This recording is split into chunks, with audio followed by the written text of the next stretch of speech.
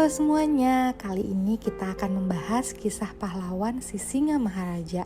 Apakah kamu sudah sering mendengar cerita yang satu ini? Kalau belum, yuk aku ceritain. Singa Maharaja dengan nama Patuan Bosar Sinambela dilahirkan pada 18 Februari 1845 di Bangkara Hubang, Hasundutan, Sumatera Utara. Ayahnya, Raja Sohawan Sinambela adalah seorang pejabat dengan gelar si Singa Maharaja ke-11 yang ditunjuk oleh Raja Pagaruyung yang sangat berkuasa saat itu untuk menjadi raja di negeri Toba. Beberapa penelitian menyebut beliau masih keturunan Minangkabau Sumatera Barat. Dalam sepucuk surat kepada Marsden tahun 1820, Raffles menjelaskan bahwa si Singa Maharaja merupakan keturunan Minangkabau.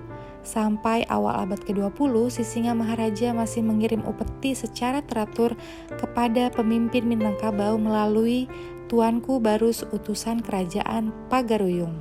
Tahun 1876, Patuan Bosar naik tahta menggantikan ayahnya sebagai Raja Negeri Toba yang berpusat di Bakara dengan gelar si Singa Maharaja 12. Saat itu, Negeri Toba masih merupakan wilayah taklukan kerajaan Pagaruyung di Sumatera Barat yang sangat anti orang asing, dalam hal ini bangsa Eropa. Kebijaksanaan si Singa Maharaja 12 pun terasa sangat keras terhadap orang asing yang berada di wilayahnya karena khawatir tradisi dan kearifan lokal rakyat Batak akan terkikis oleh pengaruh budaya Eropa. Beberapa misionaris Kristen di negeri Toba meminta bantuan Belanda untuk melindungi mereka dari ancaman pengusiran oleh si Singa Maharaja 12. Belanda menyanggupi permintaan para misionaris, bahkan berencana menaklukkan wilayah Toba untuk menanamkan monopoli perdagangannya. Tahun 1878, Belanda menyerang Bakara dan menduduki pusat pemerintahan negeri Toba. Para raja hutan Kristen Batak terpaksa menerima invasi Belanda, sementara si Singa Maharaja tetap gigih melawan. Si Singa Maharaja 12 berhasil meloloskan diri dan menerapkan strategi gerilyanya. Belanda yang memang lebih unggul jumlah personil dan persenjataan terus menggencar si Singa Maharaja yang pantang menyerah dan terus melakukan perlawanan. Tahun 1883, si Singa Maharaja 12 mendapatkan bantuan pasukan dari Kesultanan Aceh. Bantuan ini diberikan sebagai balasan rakyat Aceh kepada si Singa Maharaja 12.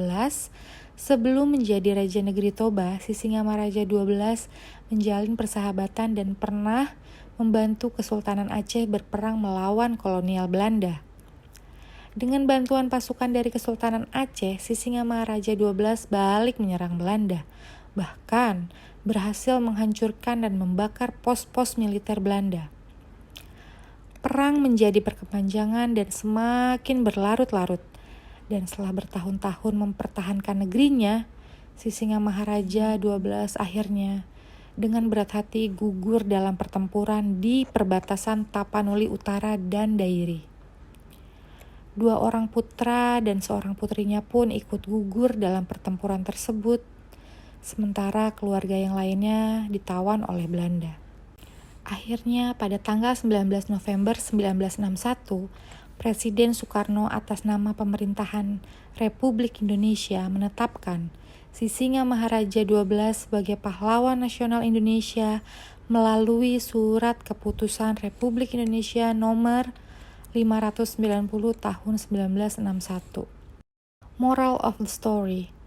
Pelajaran berharga yang dapat kita petik dari si Singa Maharaja adalah kerelaannya berkorban demi tanah kelahirannya dan juga keberaniannya membela kebenaran dan juga keadilan. Pelajaran berharga apa aja sih yang dapat kamu petik dari pahlawan kita, sosok si Singa Maharaja? Komen di bawah ya. Terima kasih juga Sobat Sejarah semua yang telah menonton video ini sampai habis. Semoga video ini bermanfaat dan menularkan semangat untuk kita semua. Sampai jumpa di video dan cerita sejarah selanjutnya.